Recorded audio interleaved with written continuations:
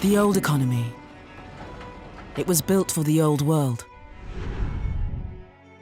The old economy is based on an old-fashioned model that wasn't made to last. The old economy relentlessly seeks growth whatever the cost.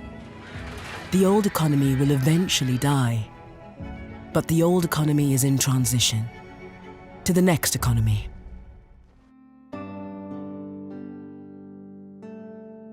Climate change has created enormous interest in funds that focus on sustainability.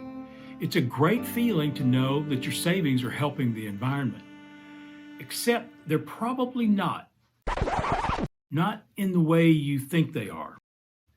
I'm Jeff Warren, investment advisor with Secure Retirement. I've been passionate about environmental investment for many years, and that brings me to my main subject. Our company has researched ESG funds from prominent money managers, including BlackRock, Vanguard, Fidelity, and many others. These funds are presented to well-intentioned investors as socially responsible, environmentally sustainable, or similar representations. As we looked under the hood at these offerings, however, we saw a disturbing theme. 5 companies kept appearing over and over: Facebook, Amazon, Apple, Microsoft, and Google. These 5 tech companies, plus JP Morgan Chase, Visa, and similar financial corporations, are in the top 10 holdings of most of these so-called ESG funds. Now, we believe these companies are making progress in reducing their own carbon footprints. That's just good business these days. But look, it doesn't require much sacrifice to burnish your corporate image when costs are simply passed on to the customers. This is the reason these giant, iconic corporations don't need investment to improve their internal sustainability practices. However, the real movers and shakers in the field, meaning the companies that produce the energy, technology, and services to impact climate change, need investment urgently. Now, we're not climate scientists, we're investment advisors. But as such, we have discovered that you can directly invest in climate change solutions. We're doing it now. Let me share some of the examples of companies and funds that directly impact our world's sustainability needs. This country has a carbon epidemic. This is going to be a long-term impact, and we have to get at the fix now. Hannon Armstrong is the first public company in the U.S. solely dedicated to investing in climate solutions. This is such a compelling and large problem that needs our attention. The crisis is that acute, and frankly, the investment opportunity is that great. Hannon Armstrong's sustainable infrastructure focuses on energy efficiency, renewable energy, and sustainable infrastructure. This was the first 100% environmentally focused company listed on the New York Stock Exchange, and it continues to be effectively engaged in climate change solutions. Origin Materials is the world's leading negative carbon materials company. One example of what they do is turning biomass into useful materials like 100% plant-based plastics for Nestle, PepsiCo, and other consumer-oriented corporations. The reason we like Origin is because green energy alone will not solve climate change. We need a sustainable materials revolution also. The PAX Global Environmental Markets Fund is a mutual fund strategy focused on companies that impact new energy, water, waste recovery, sustainable foods, and forestry.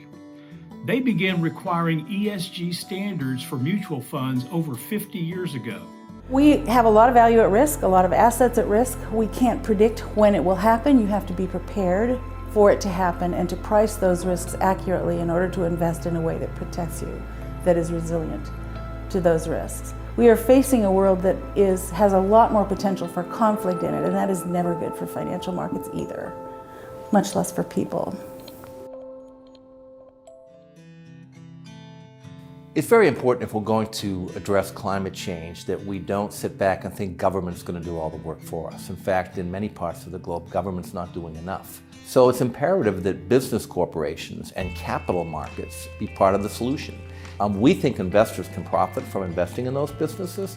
We also think investors need to look at the risks associated with climate change. There's regulatory risk that will certainly affect energy companies. There's physical risk that companies have to face now because of storms and floods and hurricanes and so forth that can disrupt businesses. And there's what we might call reputation risk or brand risk to companies that aren't on the right side of this issue. But on climate, I think increasingly we're seeing that younger investors want to invest in companies that are going to do something about it, and they don't want to invest in companies that are making it worse. As Mr. Keefe so beautifully stated, investing in companies that are on the right side of the issues, who are actually doing something about it, will define our future. You know, just thinking about global warming makes me thirsty. Now, where should I throw this can? Trash or recycle? You know, I just realized something. On a vastly larger scale, we're each doing the exact same thing with our savings. Each and every one of us could make a huge impact on our future. Or we can simply, oops, sorry, Richard, I didn't know you were sitting there. You know what? I'd like for those watching now to hear from Richard Morey, the founder of our firm. Richard, what thoughts would you add in closing? To me, the beautiful thing about this is that you can create the future we all want, and it can go hand in hand with a prosperous investment strategy. In other words, you can bring your savings in line with your real values. This is a wonderful feeling, especially when the investment returns can match or exceed many others. Thanks, Richard. I hope any of our viewers who might be interested, no matter where they are in the country, can feel free to contact us and learn more about the resources and strategies that we found are most effective in addressing the challenge of our time.